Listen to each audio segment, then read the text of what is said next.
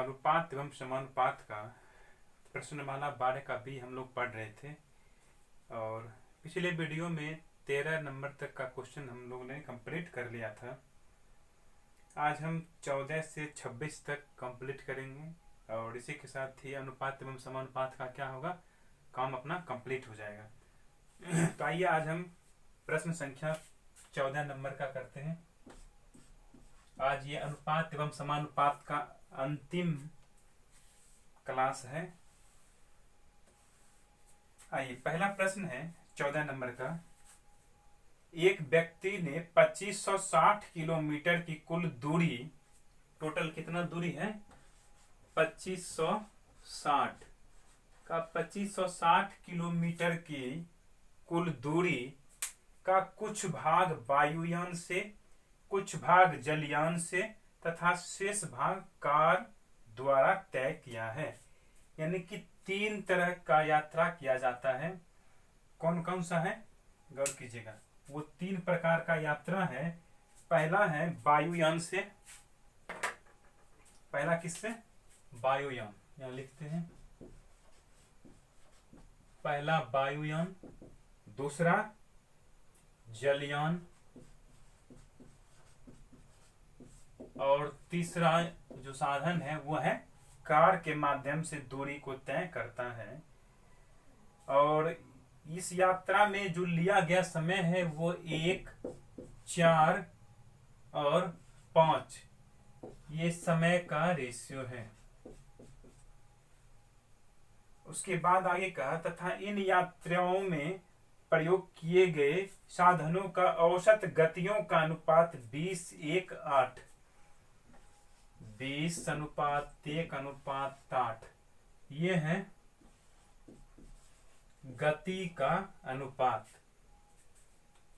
उसके बाद यदि पूरी यात्रा में औसत गति 64 किलोमीटर, पूरा यात्रा में कह दिया कि औसत गति कितना है 64 किलोमीटर, कितना 64 किलोमीटर औसत यात्रा है, तो जलयान की औसत गति और इसके द्वारा लिया गया समय तथा तय की गई दूरी हमें ज्ञात करना है। ये चीज हमें जो दिया हुआ था हमने बोर्ड पे दर्शाया।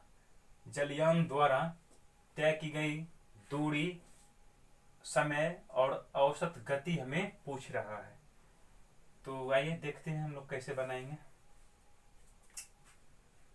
सबसे पहले आप गौर कीजिएगा, यहाँ पे समय दिया गया है और गति दिया गया है।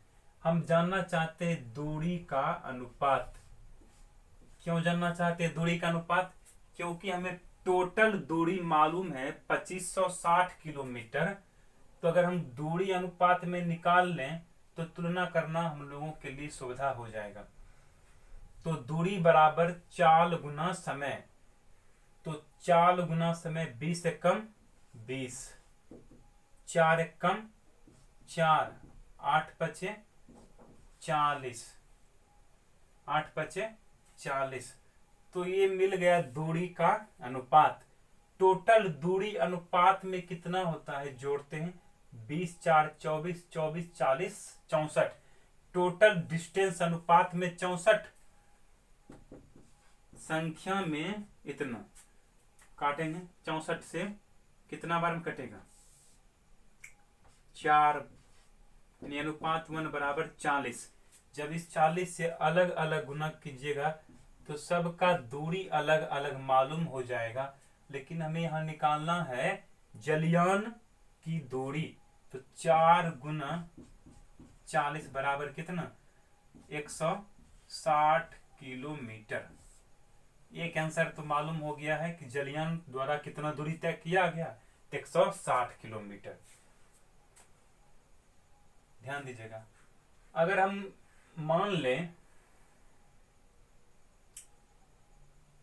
कि ये x, ये 4x, ये 5x, तो इसको मान लेते 20y, y 8y।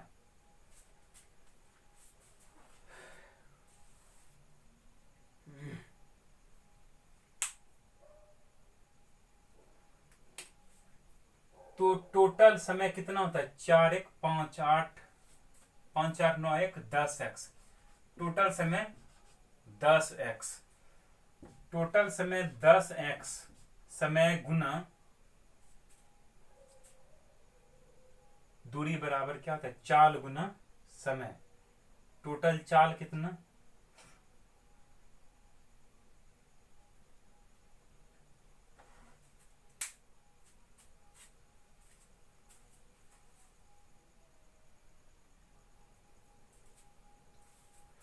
तो टोटल समय कितना 10x, और 10x ये हो गया समय, और ये 64 किलोमीटर प्रति घंटा औसत गति है, 64 से गुना कर देंगे तो यहाँ से हमें टोटल डिस्टेंस मालूम हो जाएगा। ये हो गया टोटल डिस्टेंस जो कि दिया गया है 2560।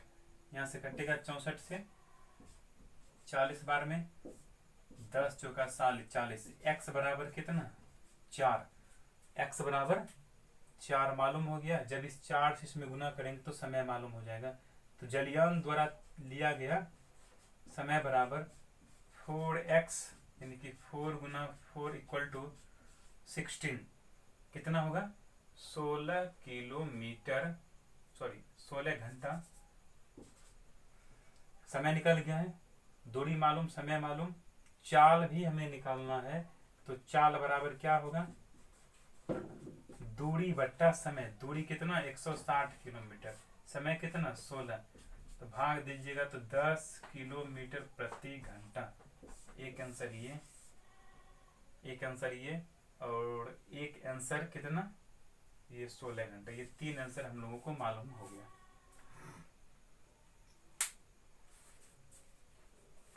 तो चाल गुना समय, ये समय है टोटल कितना 10x, टोटल समय कितना 10x। चाल ये सॉरी ये समय और ये चाल है औसत। तो चाल गुना समय टोटल दूरी दर्शाता है, ये दूरी दर्शाता है जो कि दिया गया है 2560। यहाँ से x का मान 4 रख दिए हैं तो समय मालूम हो गया, और चाल निकालने के लिए क्या करेंगे, दूरी बट्टा समय कर देंगे।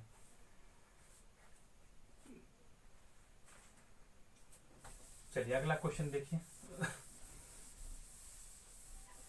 अगला प्रश्न जो है वो हम लोग मिश्रण वाला पार्ट में पढ़ेंगे। मिश्रण वाला पार्ट जो है उसमें आपको मिलेगा, मिश्रण का जो सेकेंड पार्ट है उसमें ये क्वेश्चन मिलेगा, वहां हम बताएंगे, इसलिए इस क्वेश्चन को छोड़ देते हैं। आते हैं अगला क्वेश्चन 16 नंबर से। चांदी और तांबे से बने दो मिश्र धातुओं में से एक में चांदी और तांबा का अनुपात 7:3 तथा दूसरी में 5:1 है। इन दोनों मिश्र धातुओं की कितनी कितनी मात्रा मिलाई जाए कि कुल मात्रा 8 किलोग्राम हो तथा उसमें 75% चांदी हो। दो प्रकार का मिश्र धातु, पहला और दूसरा। तो कहा गया है कि पहला मिश्रण में चांदी और तांबा से बने, चांदी और तांबा, चांदी को किससे दर्शाते हैं Ag, तांबा को Cu। तो ये जो रेशियो है 7:3 का है, यहाँ भी Ag और Cu का रेशियो है 5:1 का। इन दोनों मिश्र धातुओं की कितनी कितनी मात्रा मिलाई जाए कि कुल मात्रा 8 kg हो।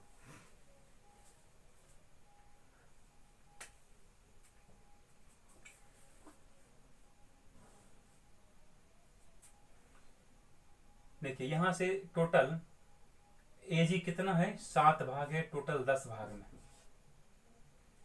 यहाँ पे Ag है 5 भाग, टोटल 6 भाग में। मान लेते हैं कि पहला मिश्रण अगर हम x kg लेते हैं तो दूसरा मिश्रण कितना लेना होगा 8 - x kg। ये x kg लिए हैं तो दूसरा मिश्रण हमको 8 - x kg लेना होगा। तो ये x kg मिश्रण में Ag कितना होगा तो x से गुना कर देंगे, और इसमें कितना होगा तो 8 - x से गुना कर देंगे। तो ये Ag की मात्रा, ये भी Ag की मात्रा, दोनों को जोड़ देंगे तो ये टोटल Ag की मात्रा दर्शाता है, जो कि कहा गया है कि 8 किलो में 75% क्या Ag हो। तो 8 kg का 75% इतना दर्शाता है क्या, चांदी, और ये भी दर्शाता है टोटल चांदी की मात्रा, दोनों क्या होगा, बराबर हो जाएगा। तो यहां से हम हल करके निकाल लेते हैं। 3 25 सही है 4, 4 दूनी 8।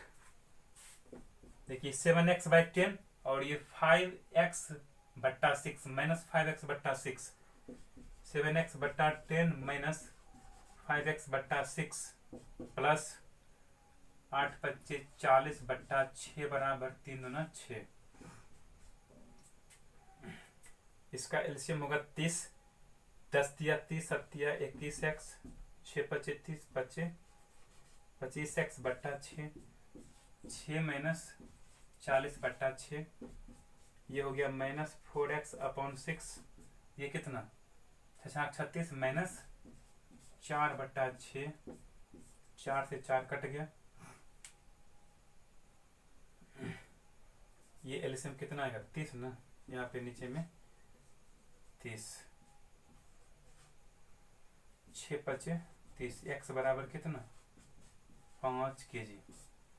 पहला मिश्रण अगर 5 kg होगा, फर्स्ट मिश्रण अगर 5 kg, तो सेकेंड मिश्रण कितना 8 माइनस x अर्थात 8 माइनस 5 इक्वल 3 kg। यही दोनों हो जाएगा आंसर।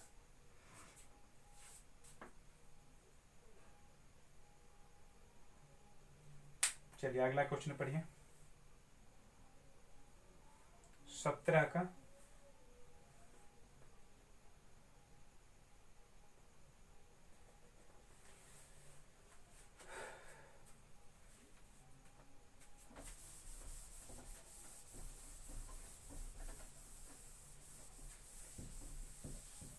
जहां समझ में नहीं आई वहां दोबारा फिर से देखिए, समझने का प्रयास कीजिए। अगला क्वेश्चन लेते हैं 17 में।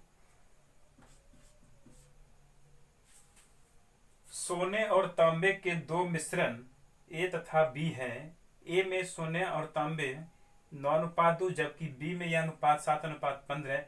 यदि ए और बी की समान मात्राओं को पिघला करके तीसरी धातु सी बनाई जाती है तो सी में सोने और तांबे का अनुपात क्या होगा। यह भी मिश्रण का क्वेश्चन है।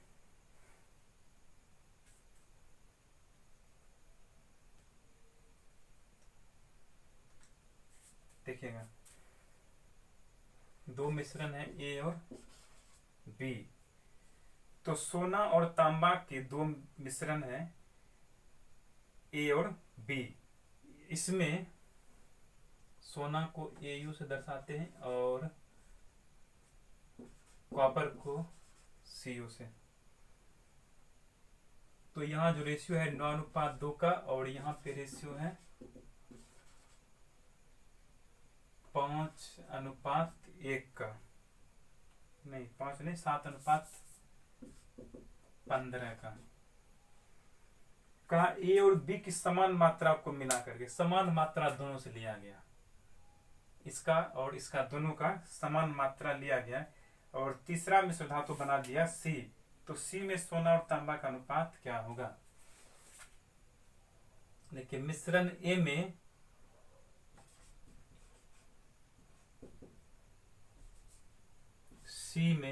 मिश्रण सी में AU की मात्रा, यहाँ 9 भाग है टोटल 11 भाग में, 9 भाग है टोटल 11 भाग में, यहाँ 7 भाग है टोटल 22 भाग में, 15 7 22, तो 11 दूनी 22, 9 दूनी 18, 7 25/22। फिर सी में CU की मात्रा 2 भाग है टोटल 9 2 11 भाग में, यहाँ 15 भाग है टोटल 22 भाग में, 11 दूनी 22, 2 दूनी 4, 15 4 19/22। तो दोनों का अगर हम रेशियो लिखेंगे तो 25/22 और 19/22। मिश्रण सी में किसकी मात्रा AU और CU की मात्रा, तो ये 22 कटेगा 25:19। इस तरह का प्रश्न मिश्रण में भी मिलेगा, फिर भी हम बता दिए हैं। आइए अगला क्वेश्चन पढ़िए 18 नंबर का।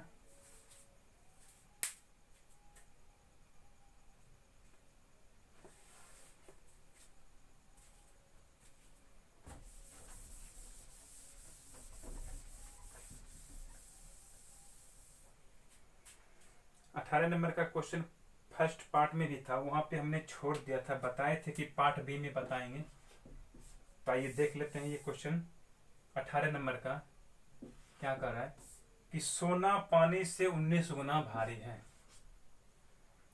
चांदी पानी से 9 गुना भारी है, दोनों धातुओं को किस अनुपात में मिलाया जाए कि मिश्रण में, यानी कि धातु या मिश्रण से 15 गुना भारी हो, मिश्रण पानी से 15 गुना भारी हो। दोनों को मिला करके एक तीसरा मिश्रण बनाया गया, 19 गुना भारी, 9 गुना भारी, 15 गुना भारी, इस तरह से हम कर लेंगे।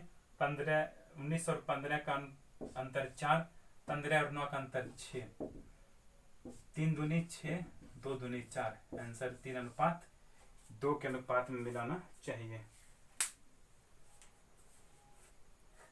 चलिए 19 नंबर का प्रश्न देखिएगा।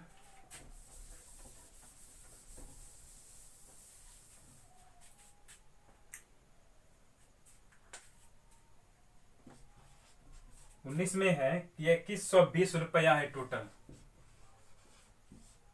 2120 रुपया को एबीसी में बांटना है और इस प्रकार हमें बांटना है कि ए का 1/6 भाग और बी का 2/3 भाग और सी का 3/4 भाग सब क्या है, बराबर है। तो सबका अलग अलग हिस्सा हमें निकालना है एबीसी का। कैसे करेंगे और कीजिएगा। एबीसी में हम सबसे पहले यहाँ रेशियो लिखना चाहते हैं। कैसे लिखेंगे, सबसे बराबर मान लेंगे के, तो ए कितना होगा, बी कितना होगा, सी कितना होगा, अलग अलग निकाल लेंगे। तो 1/6 ए बराबर के, 2b/3 बराबर के,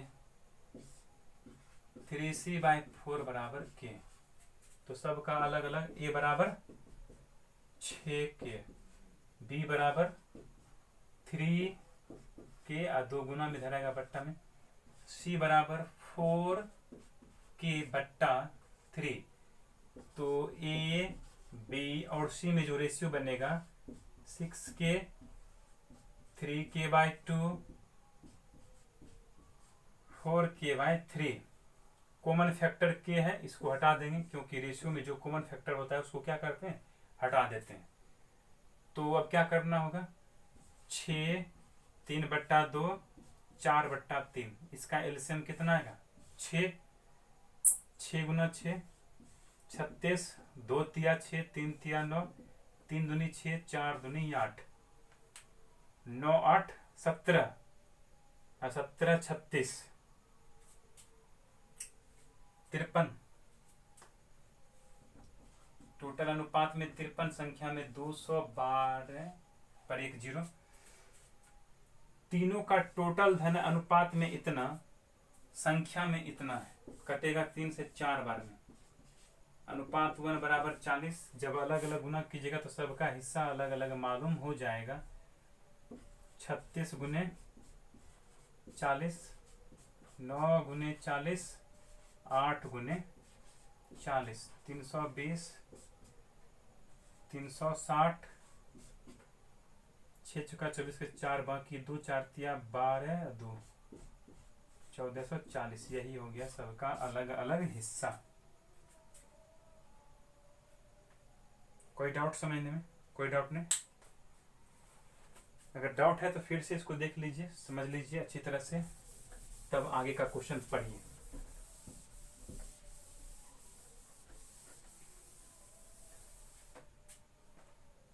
चलिए अगला क्वेश्चन लेते हैं। इंपॉर्टेंट क्वेश्चन है 20 नंबर का। प्रश्न है कि माना एक्स वाई के वर्ग के विलोमानुपाती है। एक्स वाई के वर्ग, वाई के वर्ग का विलोम यानी कि 1/y² का एक्स के समानुपाती है, विलोमानुपाती है। जब x बराबर 4 तब y बराबर 3। यहां से हम समानुपाती का चिन्ह हटाते हैं तो बराबर का चिन्ह लगाएंगे। समानुपाती का चिन्ह जब हटाते हैं तो बराबर का चिन्ह लगाते हैं और उसके बदले एक कांस्टेंट राशि को हम मान लेते हैं, के लगा देते हैं 1/y²। प्रश्न में कहा क्या कि x बराबर 4 लीजिए, तो x बराबर 4 लेते हैं। y बराबर कहा 3 लीजिए, तो 3 का स्क्वायर, तो 4 बराबर k बट्टा 9, k बराबर 9 चौका 36। तो यहां से हमें निकालना है ये चीज, इसीलिए x बराबर k1/y²। अब कहा क्या कि x का मान कितना लेना है, x का मान ज्ञात करना है हमें, k का मान 36 और 1/y का मान 6 का स्क्वायर, तो 6 का स्क्वायर 36 गुना 36 कट गया, x बराबर कितना आ गया 1। यही हमें लाना था आंसर।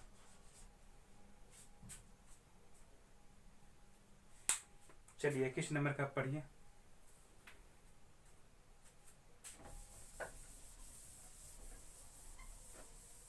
21 नंबर के प्रश्न आपको संख्या वाला क्वेश्चन में भी मिलेगा, संख्या वाला जो पार्ट होगा वहां पर भी मिलेगा, तो फिलहाल हम बता देते हैं यहाँ पर भी।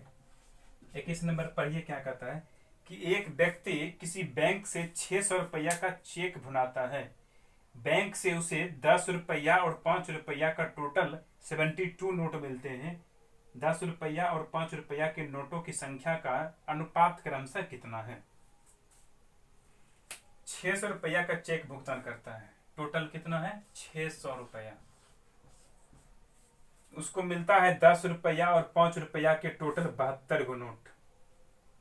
हम मान लेते हैं कि 10 रुपया के नोट x, 10 रुपया के नोट x, और तो शेष बच गया उधर कितना 60 माइनस x, ये हो गया 5 रुपया का नोट। ये दर्शाता है 10 के नोट, और ये दर्शाता है 5 के नोट की संख्या, और ये दर्शाता है 10 के नोट की संख्या। ठीक, गौर कीजिएगा, 10 रुपया के x गो नोट है, एक 10 रुपया का मूल्य 10 रुपया है, तो x गो है तो टोटल मूल्य इतना होगा। एक 5 के नोट का मूल्य 5 रुपया, तो इतना है, तो 5 से गुना कर दिए तो 5 रुपया का मिला करके टोटल इतना मूल्य, 10 रुपया का मिला करके टोटल इतना मूल्य, जोड़ दीजिएगा तो टोटल मूल्य इतना हो गया जो 600 के बराबर होगा। तो 10x प्लस 60 पच्चे 300 ना, ये माइनस 5x बराबर 10x में 5x घटेगा 5x, इधर आकर के 300 इधर का घटेगा 600 में से,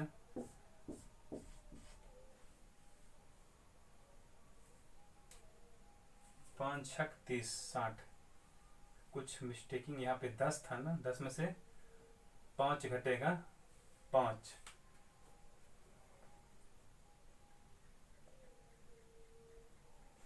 ये 72 नोट है टोटल, यहाँ 72 है तो यहाँ पे 72 लेना पड़ेगा ना, कुल 72 गो, 10 रुपया वाला और 5 रुपया वाला मिला करके 72 गो नोट है। तो उसमें से हम माने कि 10 रुपया वाला x गो नोट है, तो 5 रुपया वाला 72 माइनस x नोट होगा, तो ये यहाँ पे गुना गलत हो गया, 5 दूनी 10 के 0 बाकी 1, 7 पचे 35 1 36, 360, तो इधर आके घटेगा 600 में से 360 घटेगा तो कितना होगा 0, 10 में 6 घटेगा 4, 5 में 3 घटेगा 2, 5 चौका 20 5 8 40, x बराबर 48 नोट। ये हो गया 10 वाला नोट, 10 वाला 48 गो, तो 5 वाला कितना होगा 72 माइनस 48, 12 में 60 घटेगा 4, 12 में 60 घटेगा 4, 6 में 4 घटेगा 2, 24, यही दोनों आंसर होगा।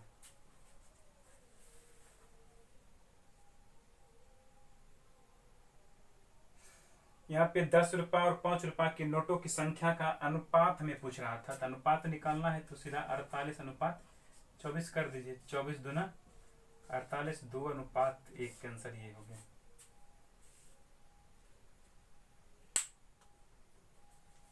चलिए अगला क्वेश्चन देखते हैं 22 का।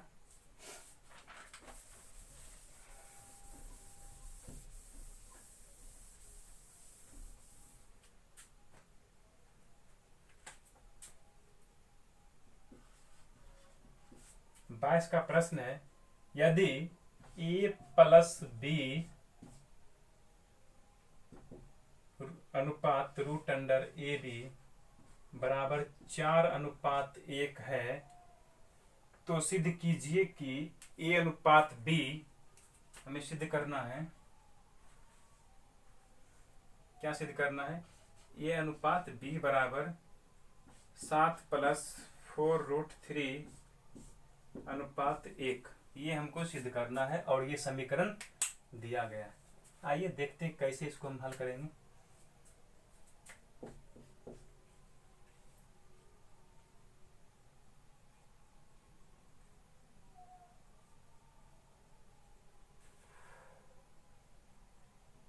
बाहर वाला को बाहर वाला से गुना करेंगे। ए प्लस बी बराबर 4√ए बी, ये इसके साथ गुना में इधर आएगा तो बट्टा में ए प्लस बी बट्टा √ए बी बराबर 4। दोनों तरफ वर्ग कर देते हैं, दोनों तरफ क्या करेंगे हम, वर्ग। तो जब वर्ग करेंगे तो ए प्लस बी बट्टा √ए बी बराबर 4, इधर भी वर्ग और इधर भी वर्ग, तो ये हो गया ए प्लस बी का होल स्क्वायर, ए स्क्वायर जोड़ बी स्क्वायर जोड़ 2ab बट्टा में √ab का स्क्वायर करेंगे तो सिर्फ ab बराबर 16। जब इसको अलग अलग कीजिएगा तो ए स्क्वायर बट्टा ab प्लस बी स्क्वायर बट्टा ab प्लस 2ab बट्टा ab बराबर 16, कट गया, b से b कटेगा, a से a कटेगा, तो यहाँ बचेगा a बट्टा b, यहाँ बचेगा b बट्टा a प्लस 2 बराबर 16। इसे हम मान लेते हैं, माना a बट्टा b बराबर x, तो इसके बदले हम लिखेंगे x और b बट्टा a के बदले क्या लिखेंगे 1 बट्टा x। क्यों लिखेंगे, गौर कीजिएगा, यहाँ पे 1 और x का मान अगर हम a बट्टा b रखें तो ये उलट जाएगा, तो क्या होगा b बट्टा a, यही है। आगे प्लस 2 इधर आएगा तो -2, 16 में से 2 घटेगा 14, तो ये हो गया x square plus 14x plus 14x इधर आएगा -14x होगा, अब प्लस 1 बराबर 0। तो यहां से द्विघात समीकरण बन गया और द्विघात समीकरण को हम क्या करेंगे, हल कर लेते हैं। इसीलिए x बराबर क्या करेंगे, x बराबर हम जानते हैं क्या होता है बी स्क्वायर, यहाँ से a बराबर 1, b बराबर -14, c बराबर 1। द्विघात समीकरण निकालने के लिए आप लोग 10वीं क्लास में अच्छी तरह से पढ़े हैं। a बराबर 1, b बराबर -14, c बराबर 1। यहाँ फॉर्मूला होता है x बराबर -b, तो b के जगह पर -14 plus minus root under b square -4ac, b square -4, a के जगह पर 1, c के जगह पर 1 बट्टा में 2a, a के जगह पर कितना 1। x बराबर ये हो गया 14 प्लस माइनस 196 माइनस 4 एकम 4 बट्टा में 2 एकम 2। x बराबर 14 प्लस माइनस 192 बट्टा 2।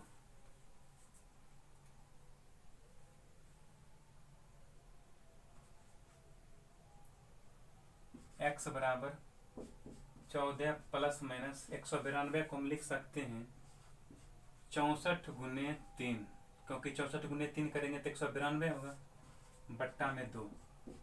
x बराबर 14 प्लस माइनस 64 का वर्गमूल 64 का वर्गमूल 8,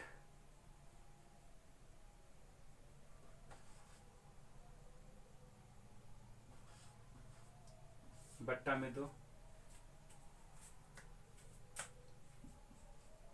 x बराबर 2 से अलग अलग डिवाइड कर दीजिए, 7 बार में कटेगा, प्लस माइनस ये 4 बार में कटेगा। देखिए कुछ कुछ मिल रहा है यहाँ से, अब हम यहाँ से इसको हटा देते हैं। x बराबर कितना हम लोग माने हुए थे, a बट्टा b, तो x बराबर हम लिख सकते हैं a बट्टा b, 7 प्लस माइनस 4√3, अब बट्टा में कुछ नहीं तो 1 है, इसीलिए a अनुपात b बराबर हम लिख सकते हैं 7 प्लस माइनस 4√3 अनुपात 1। यही हमें क्या करना था, प्रूव्ड करना था।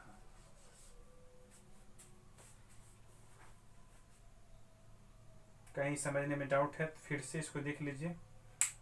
द्विघात समीकरण आपको बनाने के लिए आना चाहिए, ये 10 क्लास में हम लोग अच्छी तरह से पढ़ चुके हैं। आते हैं अगले क्वेश्चन 23। ये 23 आपसे बनेगा, आप बना लीजिएगा 23 नंबर, क्योंकि इस तरह का क्वेश्चन हम लोग बहुत कर चुके हैं पार्ट 1 में। आइए 24 का प्रश्न हम लोग देखते हैं। 23 नंबर आप बनाइए, पहले वीडियो को पॉज करके, उसके बाद तब अगला क्वेश्चन देखिएगा।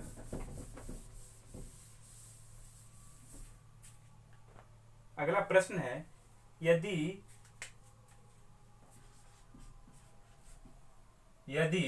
x अनुपात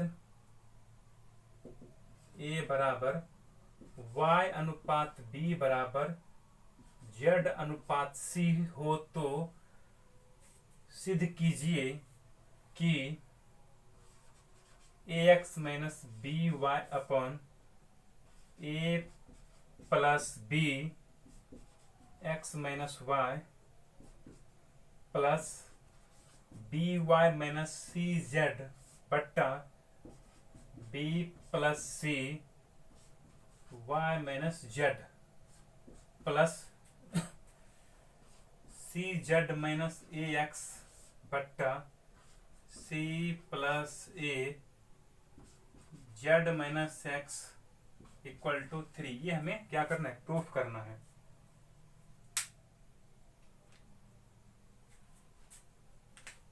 ध्यान दीजिएगा, यहां से हम लिख सकते हैं x बट्टा a बराबर y बट्टा b बराबर z बट्टा c। तो x का मान a, y का मान b और z का मान c यहां हम रख देते हैं। तो ये बराबर में क्या लाना है, 3, इसको मिटा देते हैं। ये RHS का पार्ट है और ये हो गया क्या चीज, LHS का पार्ट। तो जब हम यहां से x का मान a, y का मान b और z का मान c रखेंगे तो क्या होगा, गौर कीजिएगा। x का मान a, तो जब यहां पर a रखेंगे तो a गुना a हो जाएगा a स्क्वायर, by, तो y के जगह पर b रखेंगे तो ये हो गया b स्क्वायर बट्टा a plus b into X minus Y, अर्थात x के जगह पर a और y के जगह पर b। फिर हम y के जगह पर b रखेंगे तो b स्क्वायर, z के जगह पर c रखेंगे तो c स्क्वायर बट्टा b प्लस c, और फिर y के जगह पर b है, z के जगह पर c, c z यानी कि z के जगह पर c तो c स्क्वायर, यहाँ पर x के जगह पर a रखेंगे तो a स्क्वायर, अब बट्टा में c प्लस a, तो z के जगह पर c रखे थे, x के जगह पर a रखे थे।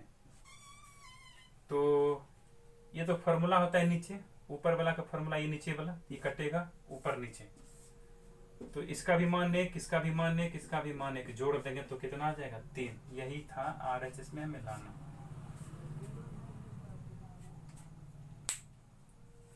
चौबीस हो गया है। आइए 2 क्वेश्चन और बच रहा है, जल्दी से इसको खत्म कर लेते हैं। 25 और 26।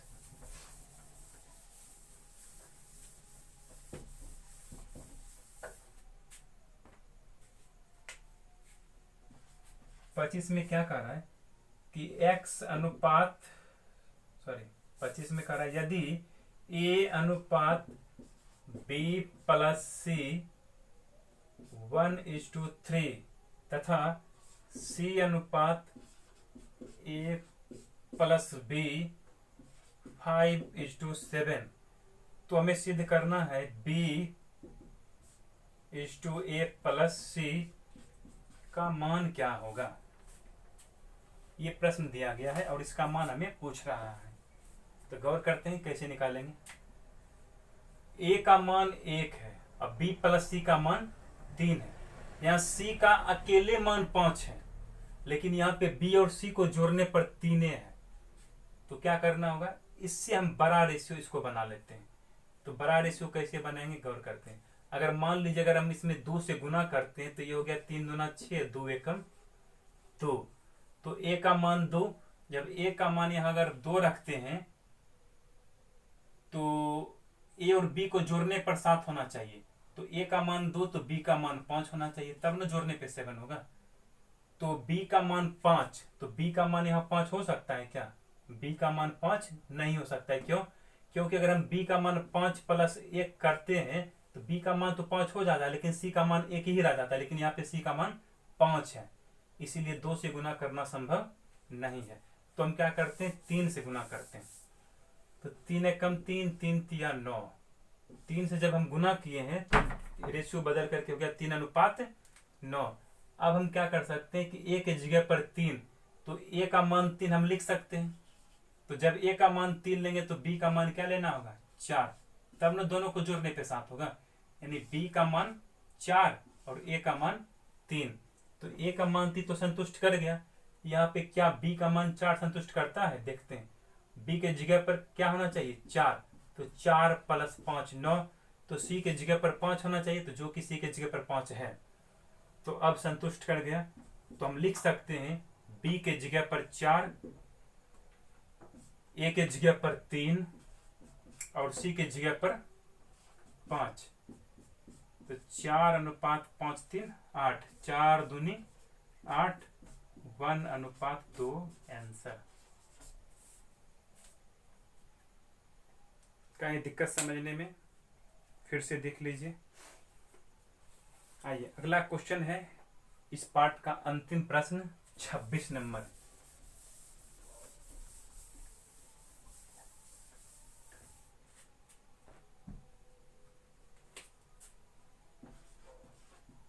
छब्बीस में क्या करा, यदि P अनुपात Q बराबर 3:4, Q अनुपात R 8:9 हो, तो हमें निकालना क्या है, R अनुपात P का वैल्यू। हम लोग देखिए PR, ये दोनों अंतिम वाला पार्ट है, बता चुके हैं कि अंतिम वाला पार्ट जब भी निकालना है तो P/R कैसे लिखेंगे, P/Q और Q/R, Q कटेगा P/R ही बचेगा। P/Q के बदले हम लिख सकते हैं 3/4, Q/R के बदले लिख सकते हैं 8/9, 4 दूनी 8, 3 तिया 9, 2/3, लेकिन हमें लिखना है R अनुपात P ना, तो 3:2 होगा आंसर।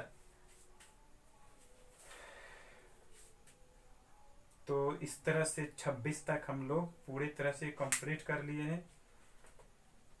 इसी के साथ अनुपात एवं समानुपात का पूरा पाठ हम लोगों का कंप्लीट हो गया है। आप लोग इसको अच्छी तरह से रिवीजन करते रहिए और बनाते रहिए। अगला पाठ हम लोग इसके बाद शुरू करेंगे साझेदारी, पार्टनरशिप।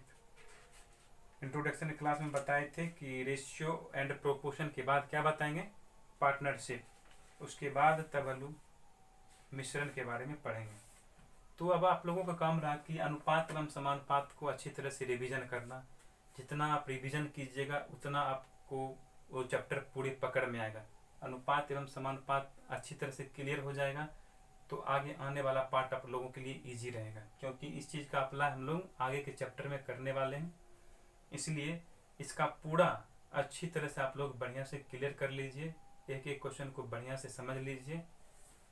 अब हम विश्वास कर सकते हैं कि रेशियो एंड प्रोपोर्शन से आपको एक भी क्वेश्चन आप छूटेगा नहीं एग्जाम में। अगर अच्छी तरह से आप पढ़ लिए हैं, अच्छी तरह से बना लिए हैं, तो एक भी क्वेश्चन आपको एग्जाम में नहीं छूट सकता है। अब आप सेट का भी अगर क्वेश्चन उलट करके देखिएगा तो आपसे अनुपात एवं समानुपात से संबंधित सारे क्वेश्चन अब आपको बनेगा अच्छी तरह से। हमने एक एक क्वेश्चन को बोर्ड पे इसलिए हल किया कि आपको अच्छी तरह से पूरा चैप्टर क्लियर हो जाए। जहाँ भी दिक्कत हो उस क्वेश्चन को फिर से आप लोग देखने का प्रयास कीजिए, उसको समझने का कोशिश कीजिए। नहीं समझ में आ रहा है तो फिर हमसे पूछिए, हम आपको फिर दोबारा उसको बताएंगे। तो आज का क्लास हम यहीं तक रखते हैं, फिर हम अगला पार्ट में मिलते हैं, पार्टनरशिप का चैप्टर ले करके अगले वीडियो में। तब तक के लिए बाय।